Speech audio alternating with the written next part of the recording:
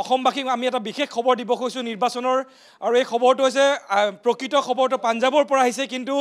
মানুহজনৰ সম্পৰ্ক আছে এতিয়া অসমৰ কাৰাগাৰত তেখেত বন্দী হৈ আছে ডিব্ৰুগড়ৰ কাৰাগাৰত এগৰাকী ব্যক্তি তেখেত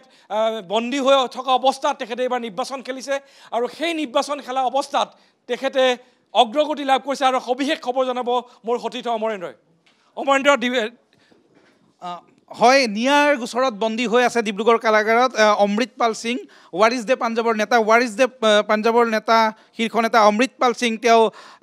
দেখা গৈছিলে পাঞ্জাবৰ খাদুৰ চাহিব সমষ্টিটোৰ পৰা তেওঁ নিৰ্দলীয় প্ৰাৰ্থী হিচাপে প্ৰতিদ্বন্দ্বিতা কৰিছিলে আৰু তেওঁ কুলবীৰ সিং জিৰা কংগ্ৰেছৰ যিগৰাকী প্ৰাৰ্থী তেওঁতকৈ ৭১,৯০৭টা ভোটৰ ব্যৱধানত এতিয়া অগ্ৰগতি লাভ কৰিছে তেওঁ গতিকে অমৃতপাল সিং তেওঁ ডিব্ৰুগড়ৰ কাৰাগাৰত বন্দী হৈ থকা এনআইএ অমৰদীপ এইমাত্ৰত মোৰ শেহতীয়া খবৰ হ'ল 7 আৰু বাঢ়িলে ৭২,৫৩৪টা অৰ্থাৎ প্ৰায় ৭৩,০০০ ভিতৰত বোলে ইণ্ডিপেণ্ডেণ্ট কেণ্ডিডেট জেলত আছে অমৃতপাল সিং 73,000 আগুৱাই আছে এই মুহূৰ্তত ইণ্ডিয়ান নেশ্যনেল কংগ্ৰেছতকৈ অমৰদীপ গতিকে খুব ছিগনিফিকেণ্ট মৃণাল দা এই মুহূৰ্তত এই খবৰটো আমাৰ থেংক ইউ